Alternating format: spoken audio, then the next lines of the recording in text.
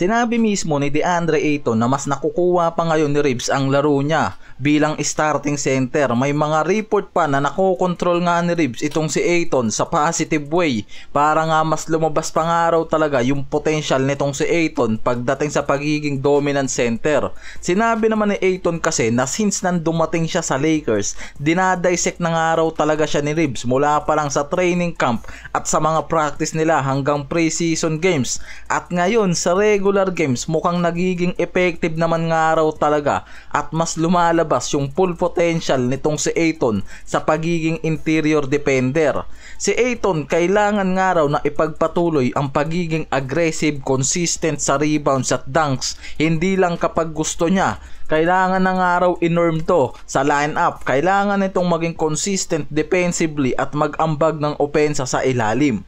Para kay Reeves, magandang chemistry ang nangangahulugan dito. Tamang reads. Kailangan ibibigay kay Ayton ang bola sa ilalim. Kailangan ito na makita na nagkakat si Ayton. Kailangan ng pick and roll o lob opportunity sa game para mas tumaas ang opensa nila sa ilalim.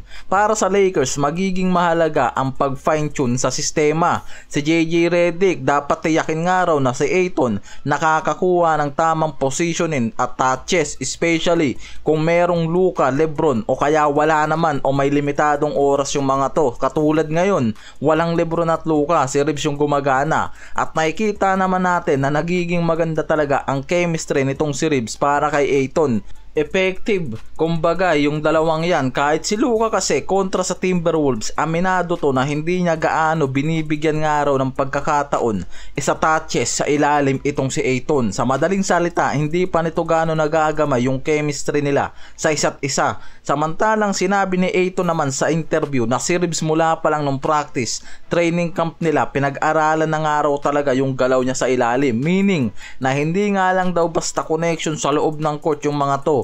May intentional talaga si Reeves na makuha nga raw ang chemistry dito kay Ayton at mabilis niyang nakuha yung potential sa pagiging dominant center nito. Si Reeves yung naglabas ng full potential nitong si Ayton ngayon sa regular games, kaya nakikita na mas nagkakaroon talaga ng magandang connection, team chemistry itong si Reeves kay DeAndre Ayton.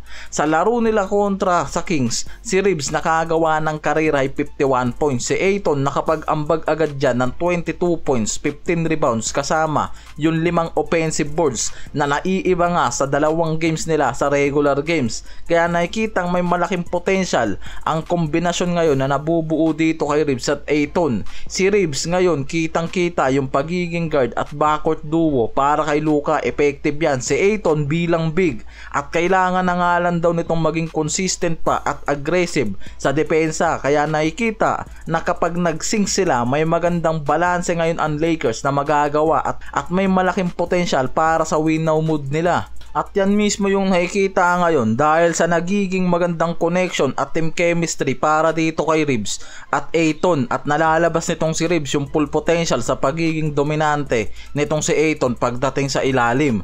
Ang Dallas naman ngayon inaabot ng problema sa opening ng regular season na to. Meron silang 1-3 ngayon na record sa West na mukhang hindi maganda at hindi yan yung inaasahan sa kanila ngayong season. Maraming fans ang mataas ang nagiging expectation sa Dallas mula nang makuha nila ang first overall pick na si Cooper Plug. Sa unang dalawang laro, natalo ang Dallas sa San Antonio Spurs, dinomina sila nitong si Wembanyama. Ang Mavericks naman ngayon, may malalang problema sa depensa at rebound. Sa ranking kasi, nasa 19th defensive rating sila sa West at 26 sa rebounding percentage. At may offensive struggle din sa dalawang laro. Ang shooting percentage ng Dallas bumagsak sa 40%. Pinakabagsak ngayon sa West. Sa report, sobrang dismayadong araw itong si Davis sa nagiging umpisang run ng team niya. Pagkatapos ng opener pa, sinabi ni Davis hindi nga raw nag-e-exist yung depensa nila, yung transition defense nila, sobrang miserable at sobrang daming foul attempt ang nakukuha nila sa 4 na games na yan. Dagdag pa nito, maraming isolation basket at hindi nga raw sila nananalo sa ganyang klase ng laro. Kaya sobrang dismayado talaga itong si Davis sa nangyayari sa Dallas Mavericks ngayon, at lalo na sa sistema nga raw na tumatakbo sa kanila. Kahit kasi mataas ang puntos nitong si Davis mula sa 22 points sa opener nila, pero bumagsak din yung shooting niyan mula sa 7 of 22 mula sa field. Ibig sabihin, kahit nga raw nagbibigay to ng effort, hindi to sapat o hindi na ma-maximize dahil nga raw sa systemic issues. Hindi yan ine-expect ng marami ngayon sa Dallas. Sa 4 na games nila sa regular na to, nakikita nga raw agad ang malaking butas nila, lalo na sa pagkawala ni Irving, at sa report pwede kasing January pa yan makabalik sa lineup. Kaya kailangan nga raw na magkaroon ng step up sa ibang players. Hindi rin nagiging maganda ang opening nga lang nitong si Cooper Flag, pero hindi natin sure lalo't nag-uumpisa pa lang naman kasi ang season yan at hindi pa nga raw nakukuha ang rhythm, tempo at team dynamic.